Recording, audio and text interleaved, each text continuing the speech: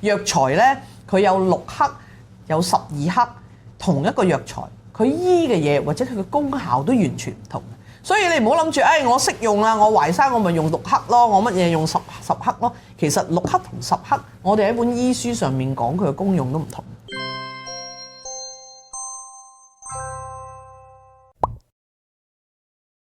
小董開拓都市常見病第2季，今集咧我哋就會講下中藥材啊同埋藥膳嘅一啲處理同埋用量嘅。小董博士，即係咧而家咧網上面好容易揾到資訊噶嘛。係啊。咁啊有陣時咧病有啲咩咧，唔係即刻睇醫生噶喎，係即刻上網揾方法嘅，跟住就自己去揾下呢隻中藥就可以啱醫到呢個啊，跟住咁樣成。但係其實咧好多時係咪嗰啲錯㗎？其實陷阱嚟㗎。因為首先第一樣嘢，你喺網度揾到嗰個係咪醫師嚟嘅咧？佢係咪註冊嘅咧？佢寫係話嗱，醫師講就咁嘅。係咯，就係佢 quote 人哋講啊嘛，所以唔可信啦。第二就係而家好多其實煮飯友咧，佢哋都成日當咗自己係醫師嘅，就好多其實藥材咧佢有附表1、附表2嘅，咁好多藥材咧就唔可以一個普通人喺個網度咁樣教人用，或者甚至係出售嘅，咁所以呢個問題咧就有待研究啦嚇。咁但係我就會建議大家觀眾咧就千祈唔好再喺網度亂咁去抄或者去聽，因為唔同嘅人嘅體質或者係有一啲唔同嘅特別嘅情況之下，例如佢食緊一啲薄血丸啦，佢食緊一啲其他嘅藥啦、西藥啦，咁可能係有啲中藥佢係唔能夠食，或者佢嘅分量係唔可以用到咁大嘅。咁所以今日我特別準備咗一啲呢，係大家都用得、大家都食得，而且係有補肺、補腎、補氣養血嘅功效嘅嘢，大家就可以參考啦。嗱，咁我哋知道有啲乜嘢嘅啱用之前呢，我又想問下你，董博士。嗱，我哋其實做一個人啊、生存啊、生活咧，保養自己好緊要噶嘛。點解緊要呢？因為你要保養咗你嗰啲器官啊，你所有嘅嘢，你先至有足夠嘅力氣，你有足夠嘅健康嘅身體去應付你日常嘅一啲工作啊，同埋日常嘅生活噶嘛。如果唔係，你得時呢度又病下，一時嗰度又痛下，咁你根本乜嘢都做唔到。你30幾歲人有冇得好多病痛啊？因為通常我見到30零歲嗰啲咧，都唔會特別講養生保健，因為佢未面對到呢個健康嘅威脅。我都好彩嘅，都係唔算話有特別多病痛，頂多都係有時啲即係瞓得唔好啲肩頸膊痛嗰啲咯。係啊，咁但係因為我自己咧，以前可能再細啲咧，20零歲嗰陣時咧，都中意同啲朋友得閒去下飲酒啊咁樣嘅，咁就即係啲環境都烏煙瘴氣啦。咁嗰陣時皮膚係差啲，同埋都容易係會咳啊嗰啲㗎。咁跟住後尾就做咗音樂劇之後咧，咁啊我費事把聲唔好啊，咁跟住我就直情都冇去過啲地方啦。咁跟住酒都好少飲啦。幾好喎。係啦，咁跟住真係個人咧精神咗、健康咗，跟住個聲咧朝早唔使點開就已經出到啦咁樣。錫身係啊，真係啊，咁啊覺得啊原來真係保養自己都好緊要喎，個人舒服好多喎。從後生開始做咧，咁就輕鬆好多，因為你習慣咗個生活嘅 pattern 咧，係已經變得係好健康。你唔使特登話我做咗幾廿年人都唔係早瞓㗎啦，都唔係唔吸煙飲酒㗎啦。你去到做咗幾廿年人先去將呢一樣嘢去調節咧，通常咧都係大件事嘅。即係到時係咪已經開始遲啦？好遲。哎呀，因為已經發生咗啦。係啊，咁啊，但係我哋咧，如果真係要去做保健啊、保養咧，有冇話由邊一啲器官啊、臟腑開始先會好啲？其實心肝脾肺腎我哋都要補嘅。OK， 不過主力啦，我講緊即係近年啦，咁Covid 啊、Flu A 啊、流感啊等等呢啲嘢啦，我哋首先咧就係話要講緊要補嘅就係個肺先啦。OK， 咁當然跟住因為個長官症啦，咁引起咗好多人都好攰啊、好成啊，咁就係個補血同埋個補氣呢樣嘢啦。咁所以裏裏外外咧，我哋都要兼顧佢嘅。係，咁外面又要補啲咩啊？外邊嘅就睇住啲皮膚啦，唔好俾佢老化啦。OK，咁我哋就睇下點樣可以令到自己外邊又靚，裏邊又正咁啦。咁好啊，我哋不如又講下補個肺先啦。好啊，嗱，肺咧其實好多人屋企咧都有好多藥材擺住喺度咧，就係補肺嘅。例如係咩咧？百合啦，我先講，因為肺係好多種㗎嚇。嗱，百合我簡單講，你哋係買鮮百合定係買乾百合？你有冇屋企有冇飲過啊？煲糖水啊係嘛？有嘅，通常都乾嗰啲咯。OK， 乾嘅咧，我哋攞嚟煲湯啦、煲糖水啦，煲糖水都可以用新鮮嘅。咁但係如果攞嚟炒餸咧，我一般都會用新鮮嘅百合啦，會多啲啦。OK， 咁跟住咧就係百合，我哋每個份量就係要用15克。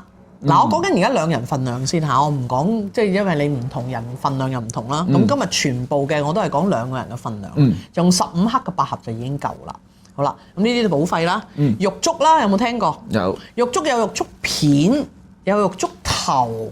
OK， 咁你有冇見過㗎啦？我諗呢啲唔識分㗎啦。嗱，玉竹片咧好多時候咧唔該拎起聞下，因為咧玉竹係一樣好好味嘅嘢嚟嘅，好多小昆蟲咧都好中意佢嘅。咁所以咧好多片嘅玉竹咧就會揦得硫磺好犀利，所以你拎起佢聞嘅時候就聞到佢好酸嘅。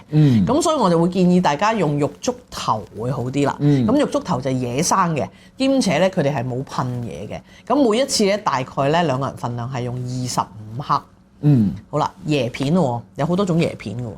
椰片係真係椰子片嗰啲，係椰子片。咁有啲係新鮮切出嚟啦，原個椰子咁一片片片出嚟啦。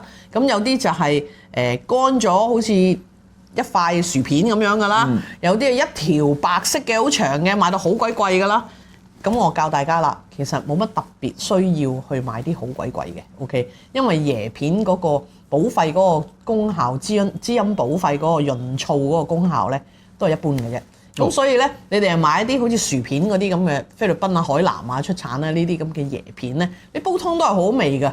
OK， 所以唔使特別去做，反而咧新鮮嘅椰片咧，而家好多係印度嚟嘅，印尼嘅好似係，印尼嚟嘅嗰啲一個圓個咁嘅切片嗰啲咧，嗰個就好香嘅，功效少啲。OK， 咁但係咧，如果你煲椰子雞湯出嚟咧，佢係令到你嘅人好愉悅嘅。OK， 咁啊椰子可以有咁嘅功效啦。椰片係用12克已經夠㗎啦。OK，兩個人。羅漢果啦，我哋嘅羅漢果咧。就見到咧，就係綠色嘅，就係桂林嘅羅漢果。羅漢果有好多產地嘅 ，OK， 咁盡量就唔好揀啲黑色嘅啦，裏邊咧係衣嘅，唔係有肉啊，有嗰個叫做核嘅嘢啦。因為羅漢果咧，我哋好多時候咧就係用嚟降血糖啦，或者係潤下喉嚨啦。如果係乾嘅時候，係咪？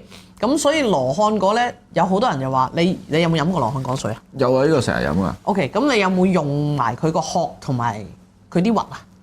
冇喎，佢都係成嚿羅漢果就攞嚟煲水飲。係啦，所以係要用埋個殼同埋啲核同埋個肉㗎嚇，成個其實浸都得㗎，焗水飲都得㗎羅漢果。咁一個人至兩個人嘅份量咧，其實係半個已經夠㗎啦，唔好用咁多嚇。好啦，雪梨乾啦，嗱市面上嘅雪梨乾咧參差不同啊。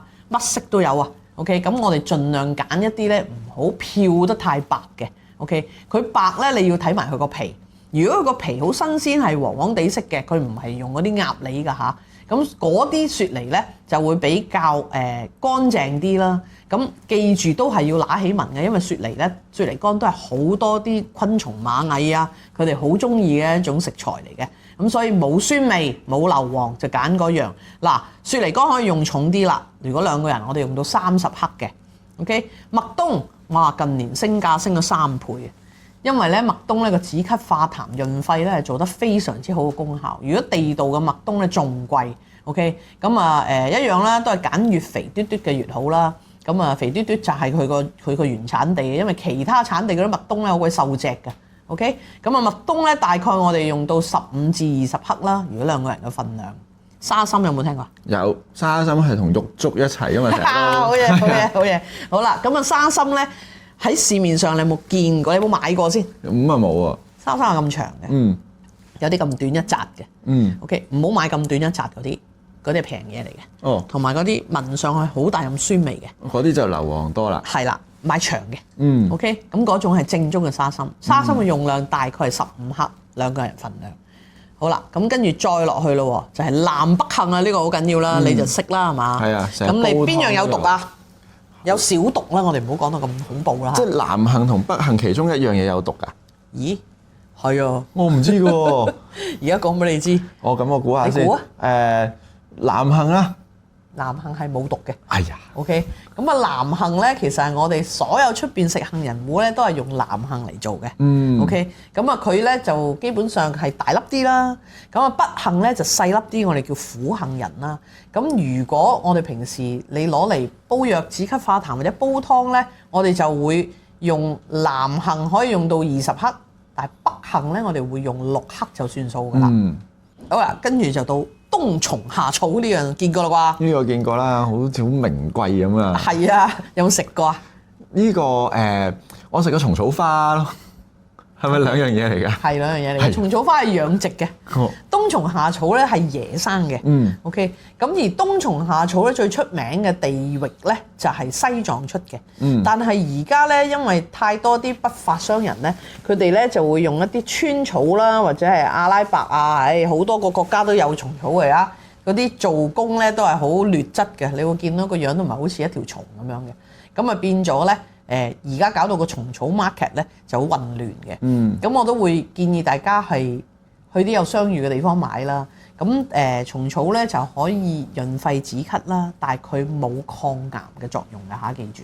OK，呢個已經係一早已經出咗嚟嘅文獻報導嚟㗎啦。咁啊蟲草咧，如果2個人嘅份量去燉咧，我哋用1克已經夠㗎啦。唔使多㗎。OK， 千祈唔好相信嗰啲係咁叫你食快啲，然之後快啲嚟買嗰啲嚇。反而就 over 咗啦。冇錯啦。好啦，靈芝啦，有冇食過啊？靈芝我冇啊。好苦喎。係啊。係咪啊？我淨係知道見到佢真係好大塊一大嚿，好似菇咁樣嘅。係啦，嗱，其實靈芝咧，野生嘅靈芝咧係唔苦嘅。係養殖嘅靈芝先會苦。咁所以如果你哋喺市面上咧見到有啲靈芝片咧，一片片嘅逐兩買咧，賣你好貴咧，你就唔好買啦。因為咧嗰啲係養殖嘅靈芝，煲水飲完，煲完水攞嚟飲咧係飲唔落去嘅，好鬼苦嘅。OK， 野生嘅靈芝，例如好似西藏靈芝啊呢啲咧，佢焗水飲就得㗎啦，唔使煲㗎。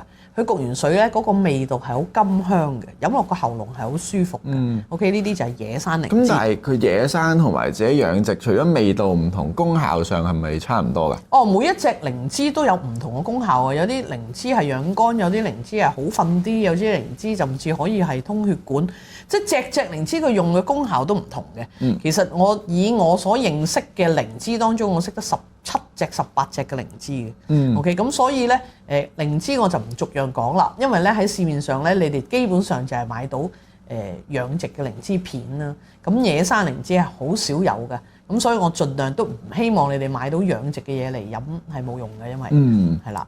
咁啊到川貝啦，川貝咧係越大粒越好定越細粒越好咧？你估？大粒。錯。佢今日係全錯，very good 嚇。咁啊明燈，咁啊一陣間同你過澳門嚇。咁啊嗱，如果川貝嘅話咧，我哋係揀越細粒嘅川貝係越矜貴，同埋個效果係越好嘅。OK， 川貝係四川出嚟嘅嚇，所以如果你喺街度買嗰啲川貝咧，好似薏米咁大粒，甚至大粒過薏米咧，其實佢唔係太值錢嘅咋嚇。我諗如果1兩咧40蚊到，應該已經買得到㗎啦。OK， 好啦，嗱，川貝嘅份量2個人咧，我哋用15克，盡量咧就揼碎佢先至落去煲或者燉，咁就會做到化痰止咳嗰個作用啦。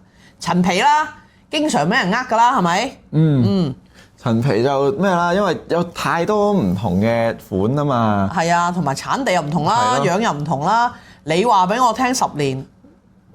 你又唔識答我嘅？其實唔知㗎喎，即係你聞落好香，又唔知佢係咪真係有咁多年。係啊，咁而家有一滴香㗎嘛，係咪？咁所以陳皮係好難去界定嘅。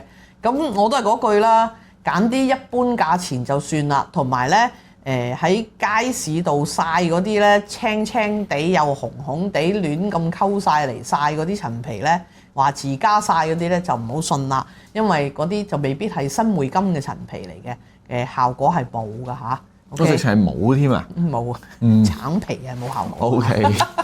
OK， 好啦，咁啊跟住咧，我哋就可以講下補肝腎同埋補筋骨咯喎。OK， 好啦，你一般嚟講啦，腰骨痛啊咩成啊，你識得用啲咩嚟補肝腎啊？冇㗎，我通常都係淮山杞子咯，係嘛？係啊。好啊，咁最簡單先講咗杞子先啦，紅杞子就唔好買啲咁鬼紅㗎啦。反而啊，你太紅嗰啲全部都係蘇丹紅染色㗎。哦，係啦，買一般紅浸出嚟一定有一兩次佢會甩啲紅色出嚟嘅，因為呢個紅色就係抗氧化嘅好嘢嚟嘅。OK， 咁就杞子如果兩人份量呢，我哋就會用15克啦。但係記住，你千祈唔好喺你煲緊湯嘅時候，仲有成個鐘先煲完個湯，你就一早抌咗落去。佢個抗氧化冇晒，俾你煲鬼晒。我要去到差唔多最後先。我諗最後5分鐘咧，我係最後5分鐘我先抌杞子落去嘅。OK， 咁你輕輕嗰個火清洗咗表面嘅細菌，咁佢輕輕出少少嘢，咁啊撈起就食㗎啦。OK， 咁淮山啦，而家大家仲係買緊白色有粉嗰隻，我就冇嘢幫到你啦，因為即係你每天都係食緊硫磺。但係嗰隻係好常見㗎喎。係啊，咁但係冇辦法啦，而家即係。佢哋盡量去買啲平啲嘅嘢，然之後買翻啲貴啲嘅價錢嚟將嗰個中間個差價賺多啲啊嘛。但係嗰啲如果聽得我多節目嘅，大家都已經唔再食嗰種嘅嗰種硫磺淮山㗎啦。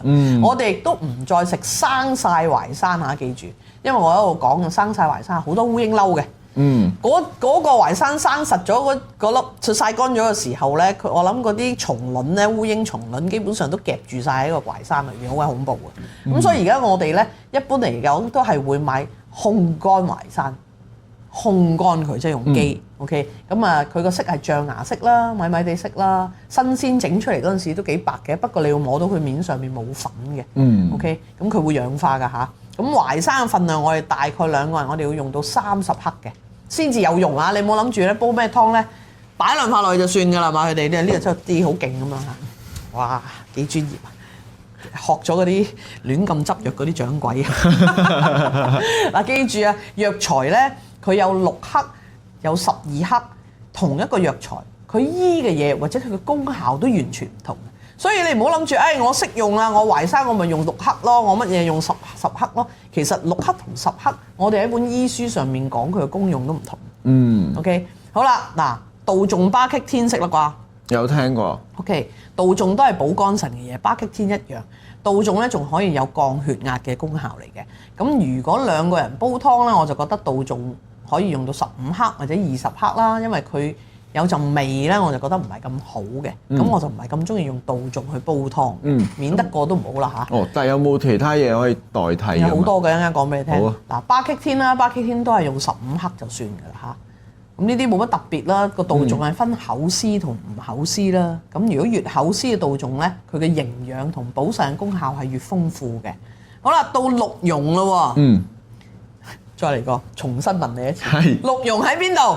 鹿茸係隻角。係啦，鹿尾。鹿尾啊，真係佢條尾啦。鹿邊。鹿邊就生殖器。OK，係啊，好似終於答啱啦。都記得啦，要。好啦，嗱，記住鹿茸咧就不宜多吃嘅，因為佢有激素嘅。OK，咁所以每一次咧，我哋大概用2至3克，喺每一年嘅冬天。咁啊，1個禮拜燉一次，燉2至3次就停止㗎啦。就嗰年咧，你就當保暖咗個身體㗎啦。OK， 好啦，到鹿尾巴咯喎，鹿尾巴咧其實係1年4季都食得嘅，係非常之好嘅補腎嘅嘢嚟嘅。所以其實你行入間藥材鋪，你會發覺除咗冬蟲夏草之外咧，鹿尾巴咧就排第2貴嘅嘢嚟嘅。咁但係就唔使買得啲真係好靚嗰啲嘅，咁有一啲普通啲嘅藥材鋪咧，咁佢哋會買一啲鹿尾巴咧係隨便放嗰啲啦，即係平啲嗰啲啦，咁可以用到鹿尾巴。咁如果2個人用咧，鹿尾巴大概用到14克左右就已經夠㗎啦。好啦，鹿腳筋啊喎，有冇聽過？鹿腳筋啊，係即係都係好主力補筋骨㗎。係啦，咁你識唔識分啊？你估鹿腳嘅指甲係尖嘅定係豬腳筋嘅指甲係尖嘅咧？呢個遊戲又幾好玩。我估係鹿腳。錯。我都話佢今日明燈㗎啦。嗱，其實係豬腳趾嘅腳趾甲為尖，有冇搞錯？冇見過隻豬嘅腳趾咩？有咯，就係諗咯，點知都錯咗。嗱，鹿腳筋，鹿嘅腳趾甲係長方形嘅，呈長方形嘅。咁所以咧，嗱，買嘅時候要留意啦。豬腳筋嗰個豬腳趾咧，其實係唔係好值錢嘅咋嚇？鹿腳筋而家真係好鬼貴㗎。OK，咁啊買少見少咧亦都。咁啊燉鹿腳筋嘅時候咧，咁就通常都要去到2個鐘嘅。咁每一次2個人嘅份量咧，我哋要去到35至40克嘅鹿腳筋嘅。OK，好啦，咁啊5加皮咯，浸酒啦係嘛？以前攞嚟，而家都可以。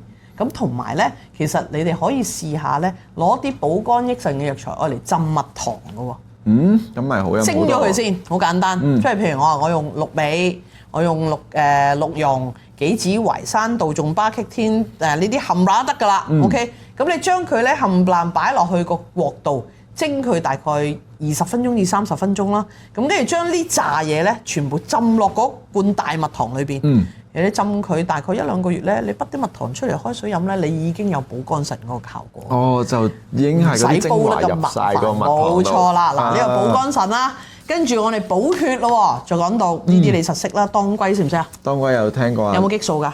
當歸有。係啊，真係好嘢，係冇㗎。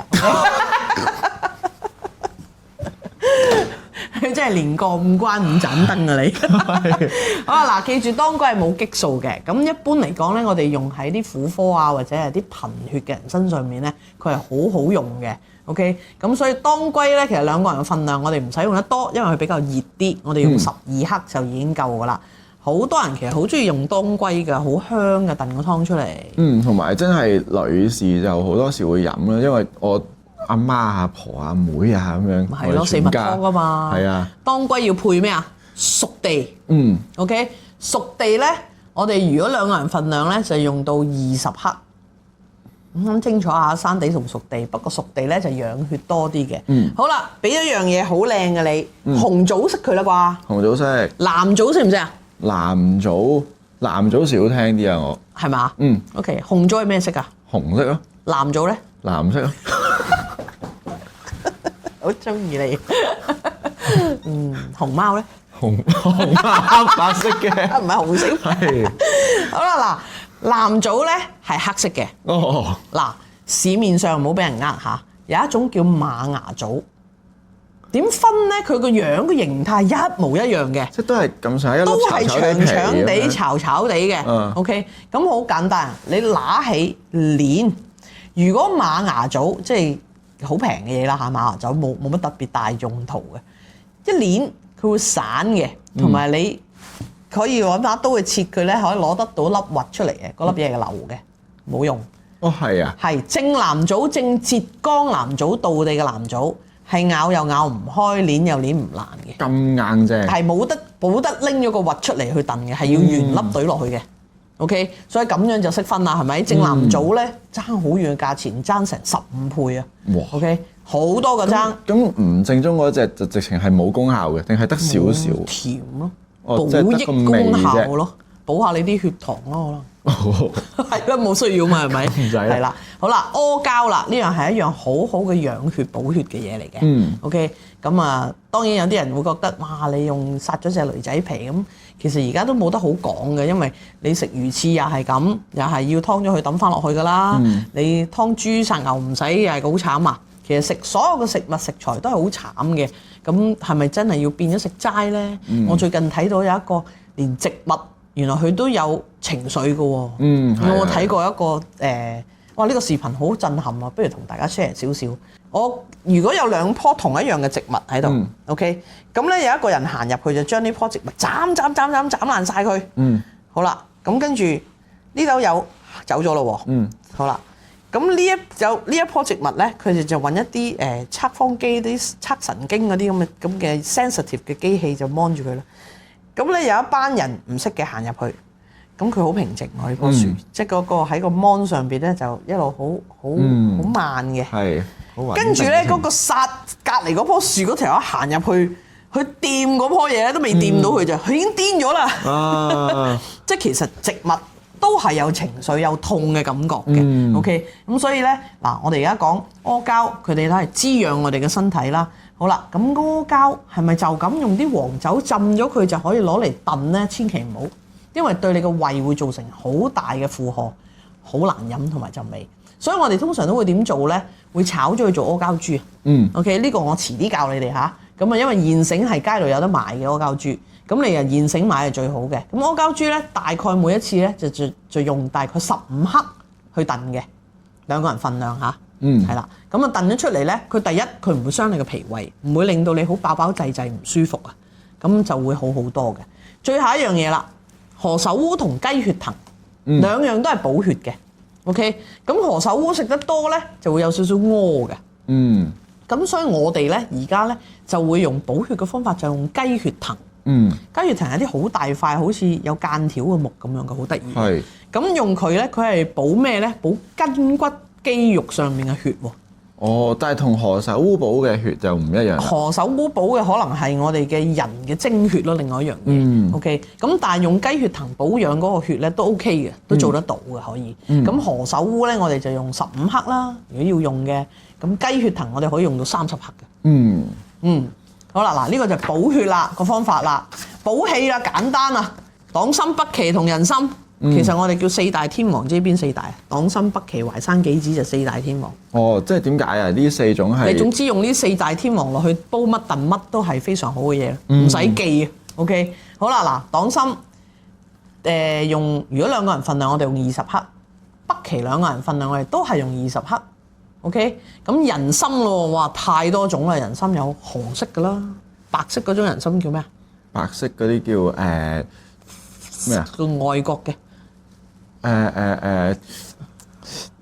腦霧出現，西洋參即係花旗參。哦，就係花旗參啊！係啦，白色嘅參係花旗參，記住紅色同白色嘅隻參，簡單啲去學。白色嘅參咧係寒涼啲嘅，我哋夏天食。紅色嘅參咧係溫補啲嘅，我哋冬天食。咁用參咧就唔好用得咁大份量，兩個人份量我哋都係用5克至6克就夠噶啦。OK，好啦，咁啊補氣搞掂喎，呢幾樣就搞掂噶啦。咁好啦，我哋而家講埋最後一樣嘢啦。最滋補嘅嘢就係參茸海味啦。你識得最多嘅係咩啊？參茸海味啊，即係嗰啲花膠啊，跟住嗰啲都係啲鮑魚啊，係去飲嘅。識唔識整啊你？屋企有冇人識整？我識食嘅。識食，識唔識分啊咁？厚啲好味啲定薄啲好味啲啊？厚啲。